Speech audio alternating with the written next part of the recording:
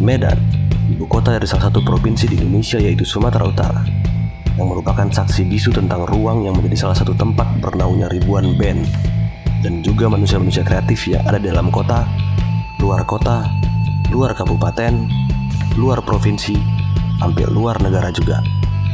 Nggak seperti kebanyakan tempat yang hanya menjadikan tempat manggung atau bahkan sewa biar bisa bikin gigs. Tempat ini lebih cocok dibilang rumah, yang tidak mengotak-otakan penghuninya untuk berekspresi dan berkreasi. Mau anak lama, mau anak baru stok lama, yang karyanya diterima pasar ataupun enggak, semua ditampung. Udah kayak School of Rock orang bilang. Dan tempat ini namanya Itu Room.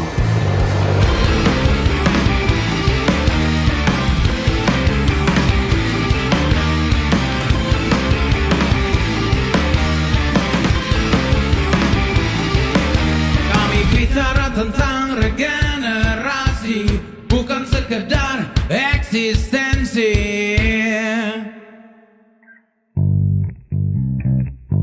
Semua berawal dari seorang pemuda bernama Santos Sitorus yang tidak diperbolehkan balik ke ibu kota dan mencari-cari kegiatan supaya bisa tetap berkesenian. Iwan 2009 balik ke Medan. Terus ketika mau pulang ke Jakarta nggak dapat izin lagi dari orang tua minta ya di Medan aja lah gitu kan. Terus ditanya di Medan mau ngapain, aku harus tetap bermusik kalau di Medan, hidup lo lagi kesedihan. Ya, setelah kontrak panjang lah gitu kan, nggak mau kerja di sini, nggak mau kerja di situ, bisa dimasukin sini, bisa dibatin. Enggak, aku memang hidup di kesenian. Akhirnya abangku ada teman juga, dia wakil kepala sekolah SMM, itu sekolah musik student itu kan.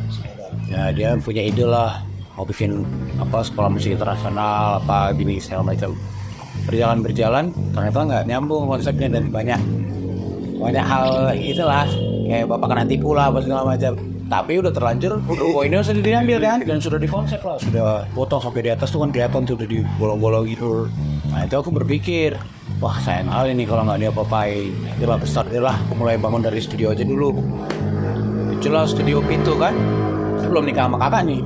Jelas studio Pitu, ada 2 studio di tengah, bikin rekaman, recording juga. Berjalan, kira kawan-kawan datang kan, kawan-kawan ya aku sambil perkenalan lah berjalan. Oh salam sini dan kawan-kawan. Baru muncul lah cerita aku, karena kebetulan di Jakarta aku full gigs juga kan, ikut pergerakan juga. Ngomong-ngomong lah, datanglah dokter kriminal, terus apa aja latihan semua, rata-rata kawan-kawan pang. Nah aku nanya, sini di mana kegiatan? Nah ternyata waktu itu ngomong sedang redup Medan. Air mulai nggak bisa dipakai, segala macam udah coba ini kan. Ya, jadi berpikir setelah umur panjang berpikir kayaknya harus buat sesuatu ayo untuk kawan-kawan biar bisa ada tempat kayak aku polanya langsung ketemu si BGB sama Rosi Fatmawati kan. Nah, jadi jalan semua chat itu. Berjalan ya itu sambil pacaran sama kakak lah setahun dari telepon. Kakak Jakarta waktu itu kerja, dia orang Dumai, kakak di Dumai. Cuman dia udah kerja di Jakarta lah, kerja di Jakarta. Dulu di Telkomsel dia cuk, gajinya 8 juta cuk, mau kawin sama seniman bodoh kayak gini. Akhirnya dia datang 2010 Medan. Aku udah ceritain di telepon, aku hidupku seperti ini, aku seorang seniman, gini, jalan hidupku pasti gini. Wah tau, kebetulan musik ketemu, setelah musik ketemu apa segala macam. Putuskanlah menikah di 2010. Menikah 2010 atas kesamaan ide tadi kan, kesamaan ide, kesamaan kesukaan, kakak suka musik juga. Ternyata sebelumnya dia kuliah di Medan di Metodis. Nah oke Metodis, nongkrongnya juga sama orang Icoy. Itu termansur dulu kawan-kawan paham apa segala macam. Jadi dia agak sedikit banyak mengerti gitu kan, perjalanan diri. Ya sekalian kesusupin musik-musik segala macam dia dengar, cerita tentang pergerakan musik, mau nggak mau kakak jadi ikut. Setelah nikah satu kakak kami rubah KTP kami jadi seniman. Jadi dua-dua kami seniman, akhirnya mau nggak mau kakak ikut belajar lah. Ayolah sama-sama kita struggling lah ya. Kita jalanin ini. Jalan, diputuskanlah 2010. Kita hidupkanlah samping ini. Tadinya abangku yang mau kelola, tapi abangku minta kelola itu sudah ready semua sama bapak. Sudah ada pelayarnya, sudah ada ininya, sudah bintang 5 lah. Aku tinggal jalanin. Bapak nggak setuju. Ya nggak ada kayak gitu. Saya udah kasih tempat gini. Ya, tertantang lah aku kan. Ya udah aku aja pak. konsepnya gimana? Udah, konsepnya berjalannya di tempat orang-orang buat main musik, jadi sambar musik. Aku sempat ngajar les juga waktu itu kan, ngajar les gitar lah, itu vokal, film musik. Jalan, akhirnya itulah tantangannya. Mana ya biar berjalan? Aku ambil konsep. Kenapa nggak orang masuk, bayar tiket dan dapat buat minum gitu, coba-coba. Kalau waktu itu masih cuma berapa orang di sini. Dimulai dari situ langsung lah. Jadi cetusan pertama kenapa ini dibuat? Ya itu karena Medan sedang redup dan nggak ada wadah lah, ceritanya kayak gitu lah, nggak ada wadah. Aku nggak percaya sih waktu itu, masa nggak ada wadah. Kebetulan terpikir ya udah kita buka itu. Itulah awalnya kenapa kita buat.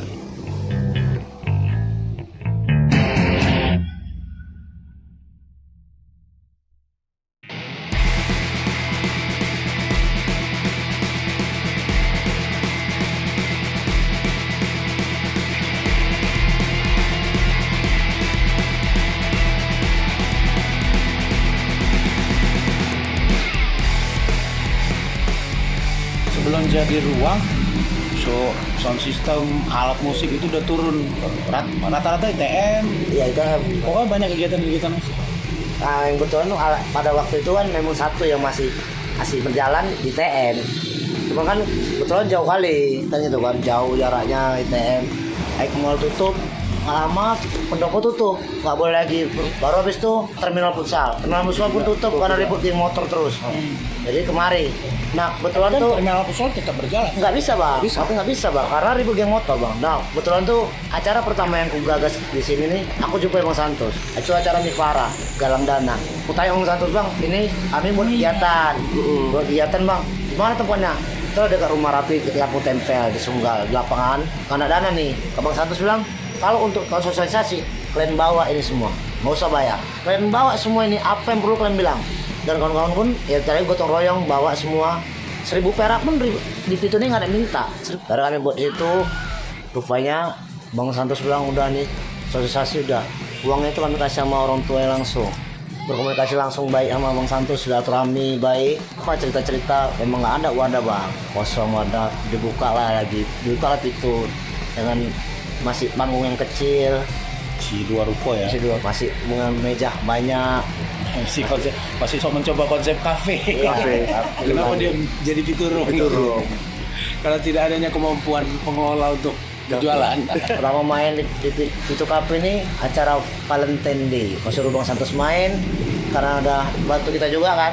Mas Santos juga minta tolong untuk isi acara di Valentine Day itu kita main. Dan pertama kali itu udah terkenal dapat piagam dari Piturung. Piagam itu kemana tuh? Partisipasi ya. Iya, partisipasi piagam. Jadi keluar.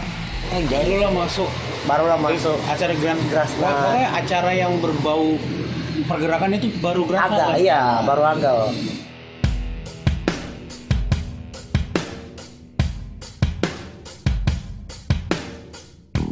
Dari kawan kuliah, dari si Bobby, dia juga punya band, tapi ya gitu aja lah.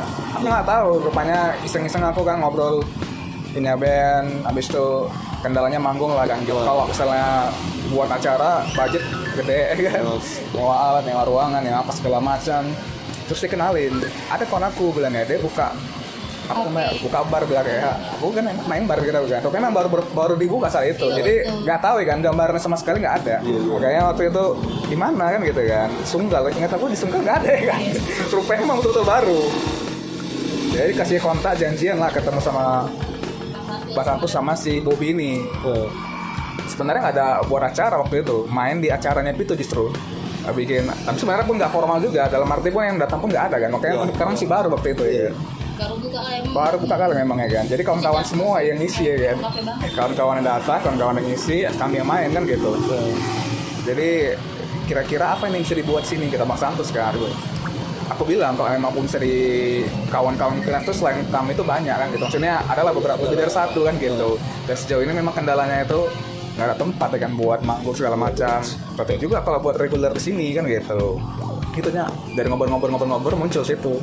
Jadi itu tadi bola reguler muncullah Grand Snare itu player ya kan di awal-awal. Lihat aja berapa orang ya kan. Aku dua sama sedang yang datang. Itulah cari masa masing-masing, layer cari masa atas siapa lagi, kabar-kabarin lagi kan gitu. Lama-lama lu main juga kan gitu. Ya Grand Snare itu besar kali ini impact-nya. Jadi ketika Titi mulai, ketika dilanjut, proses di ketiga atau keempat lagi. Tiba-tiba pas acara ke gerakan keempat lah kalau nggak salah, akhirnya orang jadi ikut lirik. Malah pengen ikut main di acara Grassnet, padahal subgenrenya berbeda. gitu. Nah, lalu ya dari situ lah berlanjut lah ngomong. Sebenarnya awal tujuan kami datang itu cuma ngomong sama Bang Santos tuh gini, Bang, boleh band kami main di sini? Karena NX pada waktu itu memang masih kolekan aktif. Setahun gitu ya. Boleh band kami main di sini? Iya, benar enggak? Gitu, jawab Bang Santos kan. Bang Santos tuh ngasih kayak, ada berapa rupanya kalian berkawan band? Kami bang ini every this weekend gitu. Yaudah, kumpulin aja. Ada 3 band, 4 band, bikin acara kalian sih. Kami terus, emang bisa bang gitu. Karena di mata kami dulu buat acara itu mahal. Bawa tempat, bawa sound, mahal. Emang bisa bang gitu? Yaudah, tinggal bikin player. Konsep acaranya buat kalian mau buat apa ya kita buat di sini. Gitu ya. Itu awal mula Spirit Rock.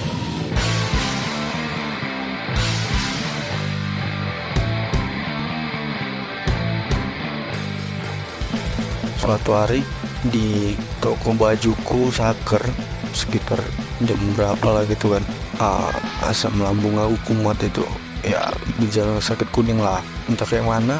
Tiba-tiba aku bisa nelpon Kak Ratna ya kan, aku telepon Kak Ratna, aku ngeluh sakit udah gak bisa apa-apa lah, untuk bangkit dari tidurnya udah gak bisa kan. Telepon Kak Ratna, terus Kak Ratna itu ngasih tahu ke Bang Santos, terus nelpon penggabur.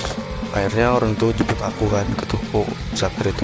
Kemudian dibawa aku ke Pituro, diobati, sempat ke rumah sakit Bina Kasih juga bentar kalau nggak salah.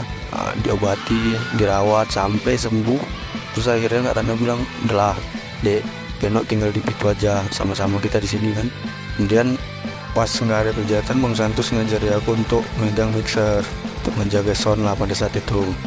Lama kelamaan jalannya aku sering gitu megang sound mixer, terus aku coba mulai konsep acara lah, kalau salah namanya itu HC. Kemudian beralih aku ganti Bang Padli Gendut untuk melanjuti Down to Earth. Sampai saat ini aku bisa main musik, punya 2 band ya, memang benar-benar dari Pitorum. Sebenarnya kita kan nggak mau ya itu main show gitu. Akhirnya memang keadaan meminta seperti itu. Muncullah ada yang minta Melodic Night, ada yang minta ini apa segala macam segmentasi. Awalnya kita pengen semua nggak ada, cuman ternyata sekuat apapun kita berusaha nyatuin semua, memang mereka pengen ada acara keluarga kami aja gitu.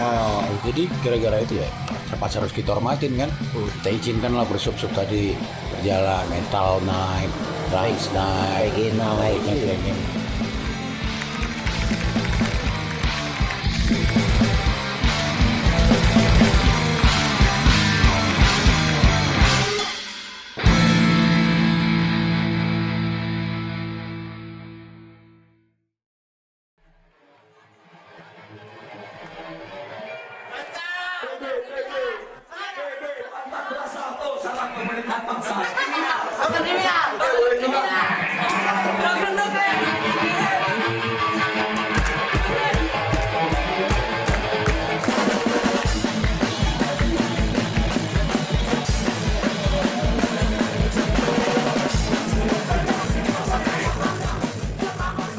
Hingar-bingar ruang ini tersebar ke seluruh penjuru negeri, yang membuat orang berbondong-bondong dari segala umur datang ke tempat ini, baik pelaku musik ataupun penikmat musik, tanpa ada memandang latar belakang dan berasal dari mana.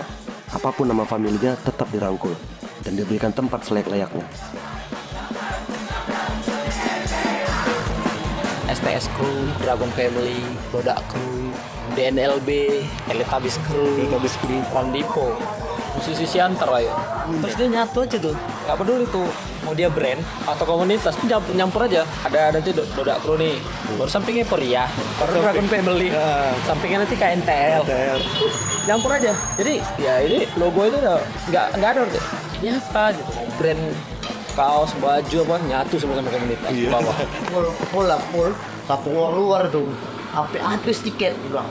Kami nonton luar apa bang? Kok segini nonton cuma dari kaca gini aja. Itu gila sampai sana parkir, sampai depan itu masuk rumah nih parkirnya. Sesak dan panas, iyalah. Kau bayangkan aja, ruko 3 pintu, penuh manusia semua isinya. Tapi itu pula serunya, rame kali. Rusuh-rusuh sedikit biasalah. Ngasur pas kena senggol pas lagi mosing.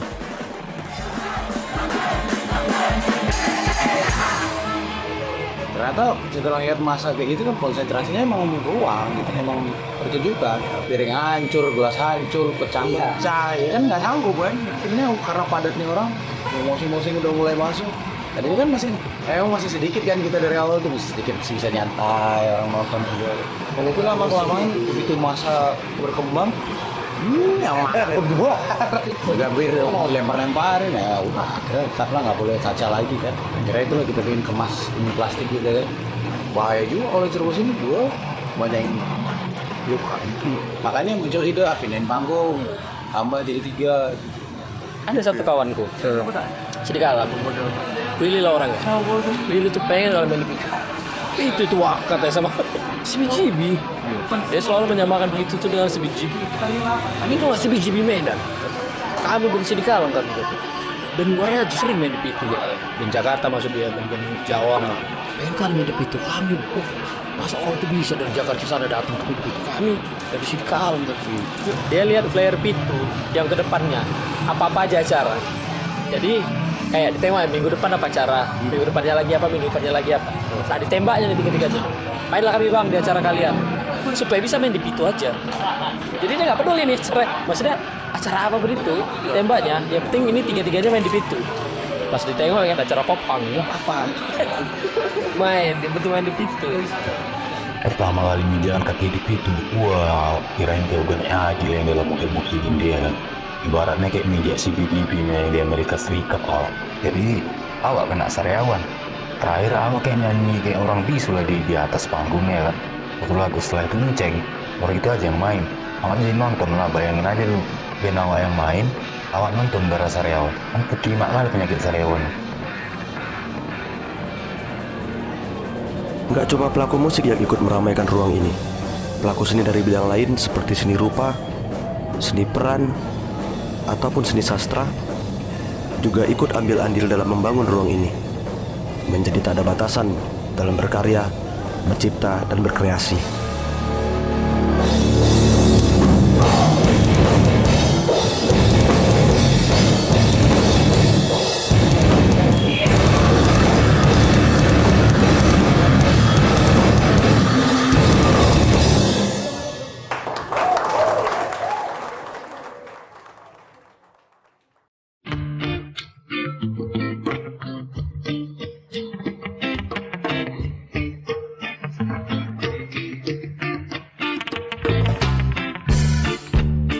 Memang Pitu Room nih, kalau aku bilang ya memang CBGB lah.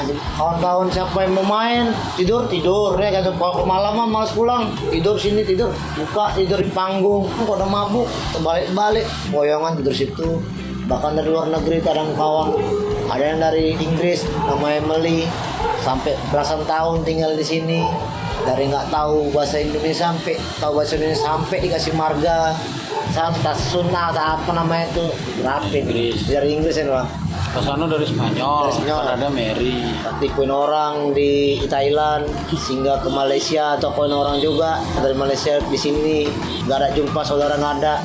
Kami tampung, dari mana lah. Dia pulang nangis-nangis, dibawa kakak ke Dumai. Itulah nama Listo, dia yang ngasih. Bahasa Spanyol ya. Ngasih si Kasano yang Spanyol, artinya pintar. Itu orang bule nih, makan nasi padang pun daun pisangnya pun mau dimakannya juga. Enak nih, ini alas, udah buang. Jumpa lagi namanya Mari. Cukup dekat sama kakak. Adik kakak juga tuh namanya Mari. Orang Kanada, vegan, cuman sayur mayur raya lah. Lucu yang terakhir dulu nama. Kalian kan saya kasih aja duit tua. Nah, jangan kalian beli ayam, ikan jangan, nggak boleh. Batuk pilek obatnya tua. Iya, batuk pilek ini tua. Sehat sembuh. Balik dia lagi sedih lah, banyak pengalaman, banyak tambah saudara. Ah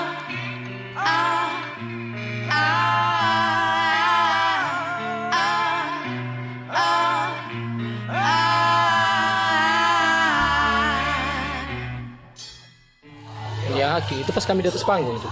Terus ribut, berhenti, dibilang yang ribut-ribut mending keluar aja. Jadi acara nggak akan dilanjutin kalau nggak. Kalau nggak kondusif kan? Iya. Karena kita nggak. Akhirnya keluar lah. Selesai kayak main, duduk cerita-cerita. Baru yang ribut tadi udah jauh lah pokoknya di Alfamart sana. Tiba-tiba ada yang lari kan, bang ada yang dibacok gitu. Hah, serius? Iya bang. Pokoknya aku ingat namanya Haki ditusuk lehernya bang gitu. Apa itu kan masalah isu pitu, ada gua di pitu. Papalan kan bukan di pitu kan? Bukan itu. Pertama kami nggak tahu itu kemarin yang bikin isu sampai terakhir nutup itu siapa. Kami nggak tahu. Cuma kami bikin selebaran besar Sepitu Room. Terus kami di Pitu. Kami orasi lah. Kami pengen tempat ini buka lagi.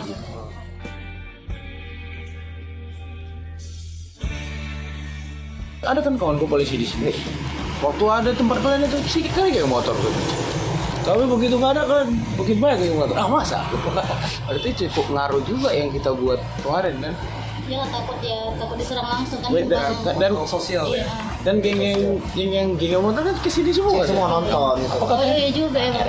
Elam? Iya ternyata mereka di sini juga semua akhirnya. Malah mereka buat acara kan. BBO. BBO, Kan ada istilah-istilah gitu. bocah hukum. Kamu pernah juga buat bocah Malah hukum? kesini ya. Potensi juga sebenarnya kita buat kayak gitu untuk mengurangi kejahatan. Maksudku dengan yang tadi kita bilang itu bisa mengurangi, harusnya kan jadi masukan juga buat mereka kan, dikit kayak gitu biar anak-anak muda ada pelampiasannya. Brand ada masuk, tapi kan mereka sistem rental venue gitu, beda dengan kita kan sistem kerjasama banyak lah, nggak cuma satu brand, cuman sistemnya kan jadi nggak ikut pola mereka. Brand pun nanti dipilah, pasti sulit lah kan. Karena kebiasaan kita udah mulai apapun masuk.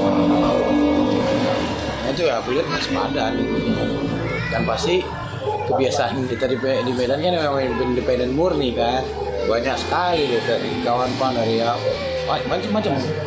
Ketika mendengar itu kan risih. Ya, nah aku berpikir di situ, kalau beralih situ pasti susah nih. Karena apa yang itu tadi kita bukan segmented, kita segala ini kan, segala scene, sharing juga, ada orang tulang gimana nih, ini masuk, janganlah Pak Santos gitu ya. Tolonglah Pak Santos.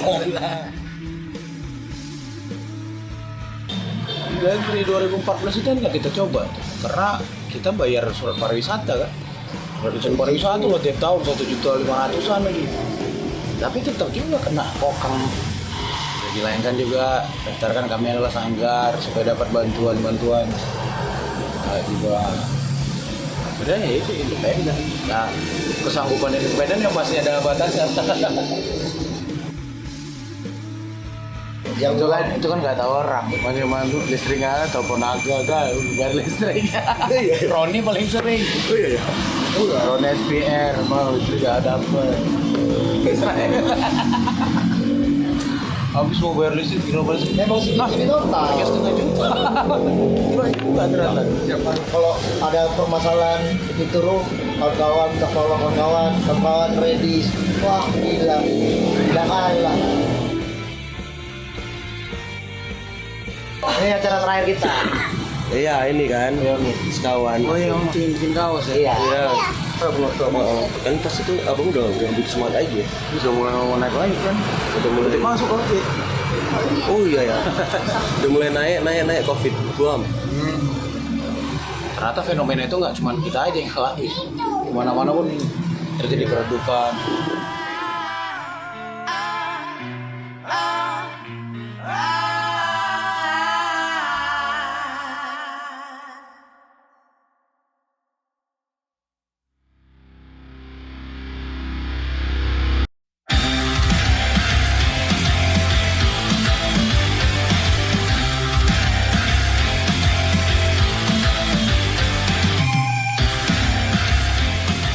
Itu alatnya kayak gitu, tapi bilang itu alatnya berapa puluh juta orang yang bikin itu.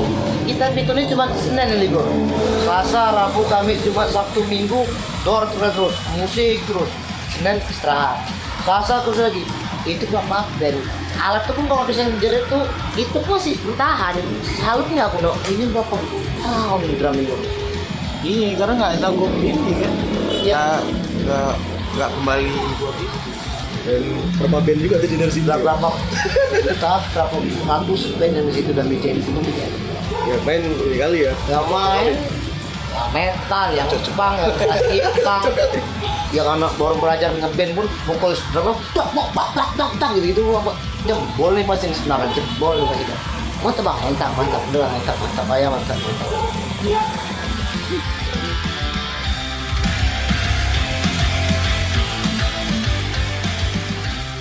ya aku bilang kalau itu ini emang school of rock ya karena emang aku lawan sendiri sih ya aku bajingan sendiri pangai semana macam ngomong kalau salah sama anjing atau babi semua yang kasar gua kasar setelah masuk sini aku ya cara ngomong beretika beretitun sama orang-orang pakaian agak rapi yang formal di rumahku yang nggak dapat yang kayak gini kalau aku bilang dulu rumahku itu rumah kedua ya ini rumah satu ya cuma rumahku cuma tukang mandi makan pergi makan rumah di rumah kan di sini baru mau nambah kalian di rumah cuman sekitar 6 atau 7 jam 8 jam Pak Mas selebihnya di sini lah bawah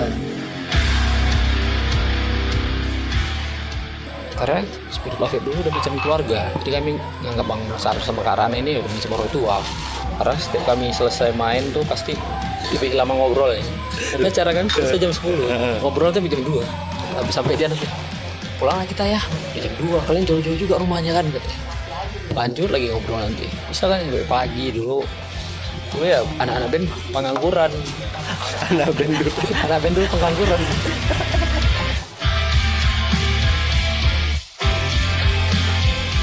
belajar jumpain orang-orang yang cemana dari luar ngomong cemana sopan santun jaga momen paling luar biasa tuh sama Karat Bang Santos apalagi dulu waktu sentuhan awal ya kan kamar mandi Pitu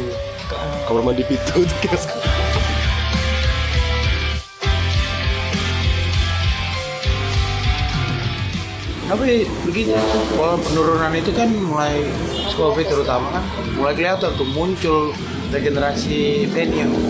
Dari pertama kan itu cita-cita gitu supaya jadi trigger gitu. Supaya di tempat-tempat lain pun muncul venue-venue baru gitu ya.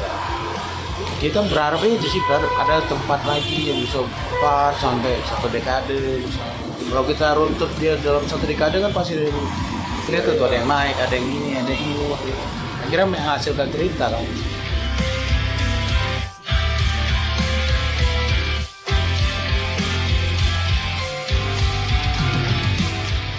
Dan akhirnya ruang ini memberi kita pelajaran tentang betapa pentingnya menjaga konsistensi, menyebarkan kembali semangat dan ruhnya ke seluruh penjuru negeri, hingga timbullah ruang-ruang baru yang memiliki tujuan yang sama, agar pelaku seni dan penikmat seni dari kalangan manapun tidak kekurangan ruang untuk mereka bisa berekspresi. Berkaryalah, berciptalah, dan berkreasilah. Karena kami sedang berbicara tentang regenerasi, bukan sekedar eksistensi.